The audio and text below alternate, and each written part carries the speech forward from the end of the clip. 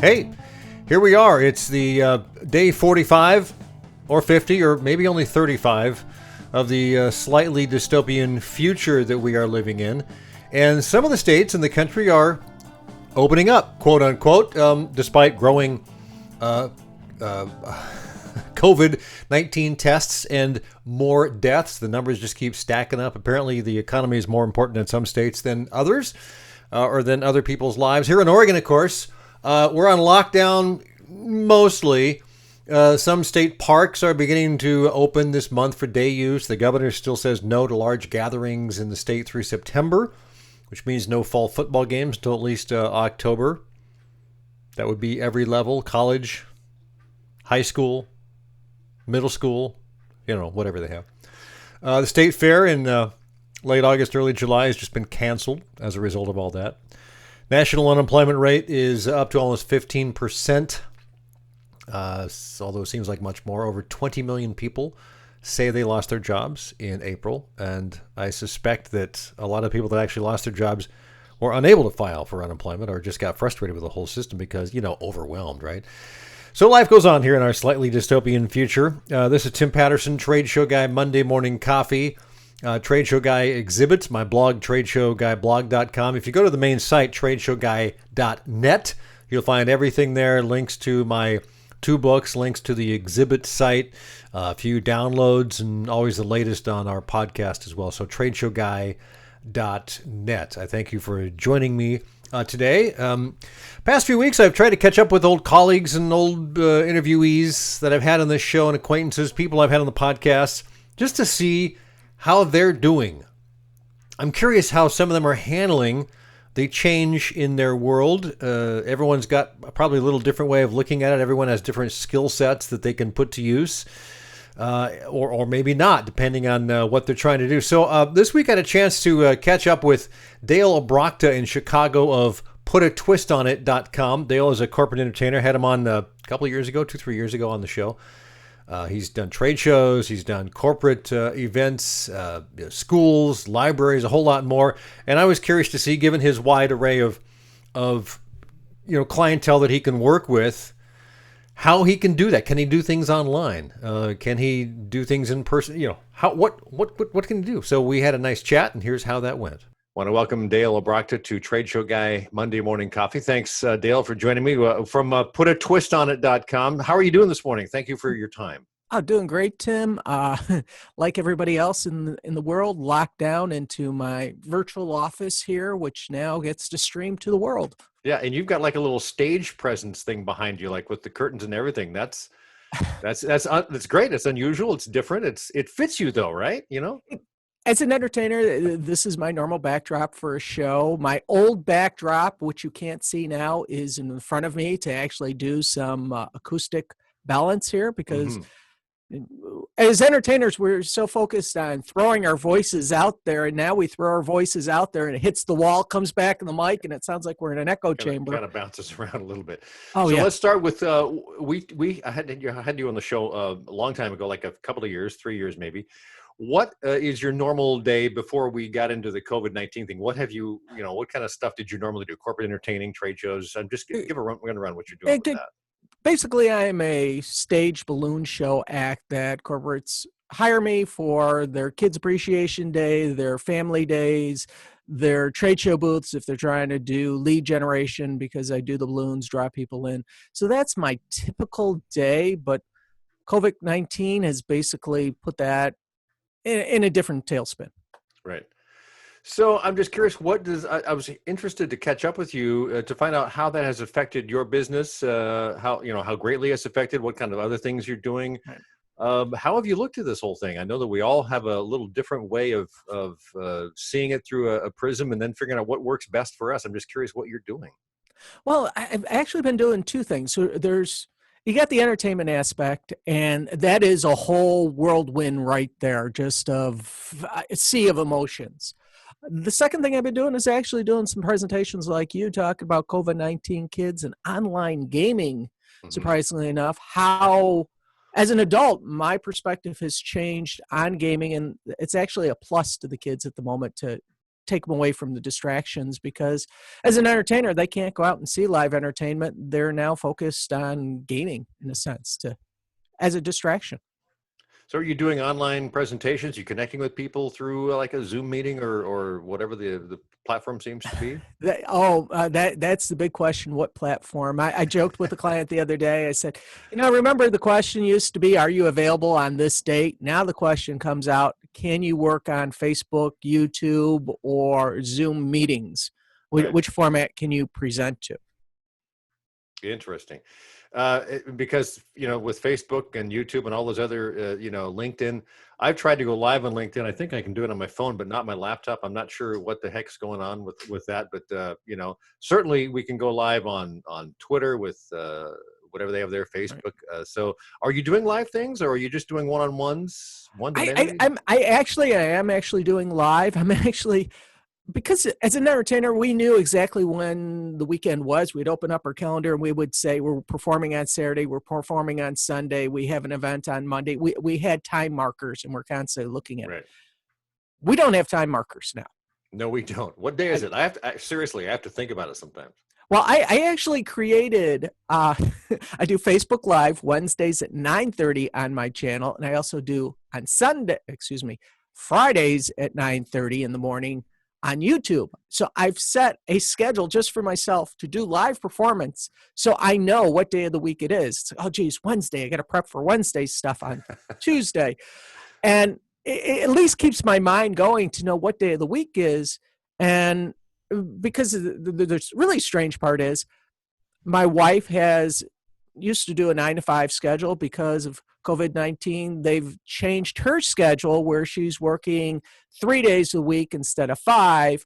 And it's not a standard Monday, Tuesday, Wednesday. Some days it's Wednesday, Thursday, and they're changing the days off. So I can't even rely on her schedule. As an anchor, you're just like, it's lost there. Oh yeah, and the kids don't help because they're on spring break. Right. They're done with school. An eternal spring break, right? Yeah. They're on summer break until, So what do you do on those morning shows that you do? What kind of things are you looking to do? Sometimes it's a rant. Sometimes it's an example. There was an advertisement by Frito-Lay that came out, and they basically went through the ad and said, we are just donating money. We are not asking for you to do anything, which I applaud them for doing. Mm-hmm. There's so many companies that say, give me $1 million and I'll match it. They're just giving money away. Something that I've seen. Talked about balloon entertaining on the YouTube channel. One of my most popular comment was, which balloon manufacturer is better? So I did a video on that. So it's kind of a splattering of stuff, because people are consuming Tim, do you realize people are consuming 8 hours of online material a day? I guess that really doesn't surprise me when I think about it, but interesting.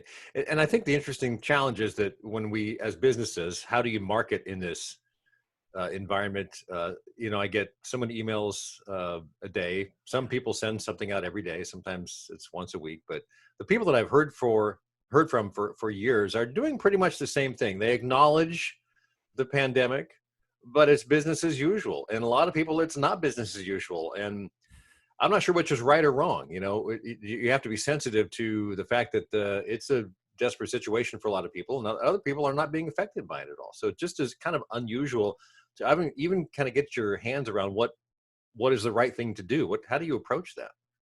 Well, here's the thing that I was just talking with a park district, and she had the same experience. There was a time that you would get an email, you'd respond to an email, and then usually within 10, 15, 20 minutes, you get a response back. Nowadays, it's like you respond, and then it goes out to Never Never Land for 4 days. Yeah. We have no track of time. And everyone thinks either they're laid off or not working, not checking their computer. And there's people like me out there who are still working and communicating. And when you send these emails out, it like goes to Never Never Land. And then they get back and you talk to the person like, oh yeah, I went out and I was cutting the lawn. I finally got back to work. Right. And I know that I've talked with some people who I've always viewed as being really upbeat and positive, but they have bad days. Like, man, I don't know what to do. I can't get out of this. I'm at home alone or whatever. They don't have a support system that they would like to have or they normally have. For whatever reason, everybody's got a different situation. And so they've got the emotional side of it to work through as well. And that's challenging for a lot of people. I think I'm lucky because, I've worked at home for 9 years. My wife is at home all the time. We got my stepson, her son is a teenager. So he's like always just, sleeping in till noon and playing video games till 2 a.m. And he's fine. So, yeah, but it's just different. We're all trying to figure that out. How do you talk to your clients about this? Well, it's a mind shift. I mean, I've been working from home technically 30 years, and the mind shift that you tell the clients is that sometimes you don't have to make money every day. Sometimes it's just a contact. Sometimes it's connection. What I've been telling my clients is we're now in the world of customer appreciation. It's that simple. We have to do things virtually to show them that we still want to stay connected. We still want to do business, that we want to be part of their community. And we just cannot call them up and say, hey, we're having a great open house, fly in, we're going to feed you, wine you, and dine you. We have to do this through concerts like you're seeing on TV. We have to show that we still have that human connection through this video world that we're living in nowadays. And that's where I've been talking to my customers about is, hey, you still need to make that, you need to do that on-face presentation. You need to be seen. You need to be heard. That creates stability because being seen and being heard relaxes people. It does, yeah. And being appreciated, I think you hit it on the head. Customer appreciation. I've seen a number of blog posts and articles and talked to a few people about that are in the promotional products industry that recommended appropriate things that, yes, they're branded, but they don't have to be, that you mail to somebody, that your special clients, hey, I'm really thinking of you. Hope this helps you get through the crazy time we're in. And everyone admits that it's a crazy time. So, those types of things are certainly worth considering, but I think face-to-face is extremely valuable. We're all, the saying is we're all in this together. And this is something that I having kids, 10 and 12-year-old who are learning, I look at that and go, we're all failing at the same point. It's not like my kids sitting on the couch playing a video game. The whole world is sitting on a couch playing a video game. We're getting dumb at the same time and then are learning at the same time, especially with this video stuff. Everybody and their brother is trying to learn it. So we're all at the same level. And probably one of the few times in the world's history, everybody is somewhat at the same level. We don't know where this is going. We really don't, yeah. And looking on the other side of it, how do you view, it was within a couple of weeks of us really kind of getting locked down. I've seen some sales trainers go, let's prepare for the recovery. And my first thought was, well, I think that's worth thinking about, but also that's a long ways away. We're getting closer, but we still don't know when that'll come or what it'll look like. So how do you view the shift when it'll eventually come at some point? What kind of things that go through your mind? I got my tablet here. You can't see it. I got stuff written down here. Okay. I'm going to break it down to you in a positive way as best I can, going through roughly 7 different entertainment industries. Trade show industry. I think everybody could say that industry is dead till 2021, if we're lucky. Yeah. McCormick is just now changing over. McCormick Place in Chicago is now changing from emergency hospital back to a convention center, which still needs to get sterilized, which needs to be broken down, and nobody's booking anything for a year. So trade show entertainment is dead. Now, here's an advantage. If you're a trade show entertainer, you have good relationship, again, with your company that you're working with or the company that you're branded and representing. They're still doing their appreciation. Some of those entertainers I've talked to are still working with their customers, doing special VIP meetings and doing Zooms. They're doing MC work. So there is some work there, but that's only maybe 10 to 15% of the industry is really working there. Yeah. So from that part, corporate work is, like I say, down big time for these entertainers. So their fallback is when trade show industry goes back, you go to the school market. School market, as you know, is closed. Closed, yeah. Yeah. Now, and there's entertainers out there still with a positive thought about this, that they're going to actually sell a candid, recorded presentation to the schools. I've seen a couple school projections that are actually saying that no school assemblies for 2020 and 2021 schools year. Would surprise me, yeah. Yeah, so that's going to be, can you put together a presentation that can go into a school learning program is going to be beneficial. Libraries, good, bad, and ugly. Good libraries are saying, yes, whenever we open, we're going to have you back. Right. They're committing to the entertainer. The bad, sorry, no budget. We're done. Yeah. Year's over. And their season starts from May to August, end of May through August. They've already just said, no, we're not doing anything. Not doing it. Yeah. We'll just reassess when we get a chance. Now here comes the ugly. this is good, bad, this and is ugly. Okay. A library district like we have out in California, Arizona, that may represent anywhere from 10 to 100 libraries, is doubling the price that they would pay for a normal show and want to air it to all their libraries for one fee. So here's an entertainer. Allows them, yeah. Right. So an entertainer that used to have 15 locations to go to, they say, hey, we'll double your pay and we're going to show it to all 15. Right. That's the ugly that a lot of entertainers are just like, no. So you're getting really 10 or 15% of what you normally would. Yes. If that. If that. Yeah. Park districts, actually, they're the saving grace for entertainers because they're still looking for educational material. Yep. They've always charged for their programs. So they're booking, but they're not sure who's going to watch. This is something that you do, I'm sure, Tim, is you kind of monitor who's watching. You know your listeners. Yeah. Park districts only know residential or non-residential. They have no idea of the matrix for online marketing. They've never had to do it. So they're doing it, but they're not sure. I mean, I'm booked for a party the 21st of this month through a park district. They're charging a fee. It's open to the world, but they asked me what would be a good day to do this. And I looked at them and said, I don't know. I don't even know what a good time is. Because if we take in consideration, kids are still in school, parents are possibly working. There is, unless you have to check in at your office and log in, let's say at 7 to 4, if you're just got to get your work done within an 8-hour period, what does it matter in that 24 hours when your 8-hour period is? Yeah, exactly. That's how kids are doing their homework. And last two, our private parties are booking. The virtual Zoom market for a birthday party or a wedding is still up there. People are still trying to figure out how to make it special for their child, and if they could have a magician or a balloon artist or a juggling show streamed live to a child that's branded to the child, they're booking it. Really? Interesting. Yeah, entertainers are scratching their head not knowing how to charge for this, but right. it now basically says no geographical area is. There's no boundaries. Open things up. You can do it anywhere. Yeah.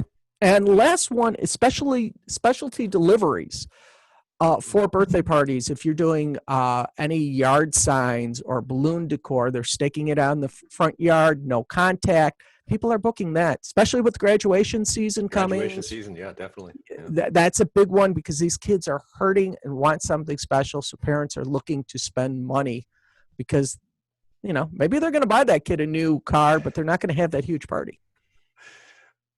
Yeah, exactly. So that is where the trend of the industry is at. So this is where entertainers are trying to focus. And the problem is we have three groups of entertainers. One that is gung-ho and going at it. You got the others scratching their head going, what's technology? Yes, feeling their way along, right? Yeah. The last group is saying, I'm delivering pizza. There you go. That's it. My career is over. Or I'm taking a break. Yeah. Yeah. And that's, well, see, the hard part is if you're a trade show entertainer, your break may be 2 to 3 years. It could be quite a while. Yeah. So you've Yeah. got to figure out what your skill set is. And that's, of course, unique to everyone. You might be good at training people online to figure out how to do all the audio visual of meetings and have a better Zoom presence or whatever the case may be. And you may not. So, yeah, I think it varies. Dale, it's been fun catching up with you. Again, it's putatwistonit.com? Yes, putatwistonit.com. That's my corporate page. Right. You can find me or Google my name and you'll come up with a couple 100,000 pages on me. You've been doing a long time, Dale. It's great to catch up and just want to wish you best of luck. And thanks again for taking a little time to kind of explain what you're kind of working your way through like the rest of us. But it's kind of neat to hear your perspective. I appreciate it. Well, thank you. I'm glad to be here. Thanks again to Dale Obrochta of putatwistonit.com. To find out more, head to that website or just check the show notes at TradeshowGuy.blog.com. Just about to wrap it up. I want to do this week's one good thing. It's a piece of software I've used for 4, maybe 5 years. I don't think I've mentioned it before. It's for people that write a lot, like books. It's basically built to write books. It's called Scrivener. Been around for many years. I think it's from a guy who is in the UK, although I'm not 100% sure on that. I have used it for a few years. I think it started out as a Mac-only program, but I believe it's also a Windows platform now. But it's basically a piece of software that lets you organize all your thoughts, all your research, all the stuff, all the characters you're doing. If you're writing a novel, if you're writing a nonfiction book, it lets you log all the research. And it has a really neat way of organizing all that stuff. And then once you've written it and moved things around, chapters and people and all that stuff, you can render it, compile it, as it were, into a printable or a PDF version. And, it works really well. I would highly recommend it for anyone who does a lot of writing and is going to actually put a book out at some point. I did the first 2 nonfiction books on it. I'm writing a novel on it right now, which I'm just about to wrap up the second draft and start to put it out to people to get their feedback so they can take the red pens and, tear it apart and make it better. Scrivener. It's a good piece of software. Have yourself a great week. This is the Trade Show Guy Monday Morning Coffee. I'm Tim Patterson. Be well, be safe.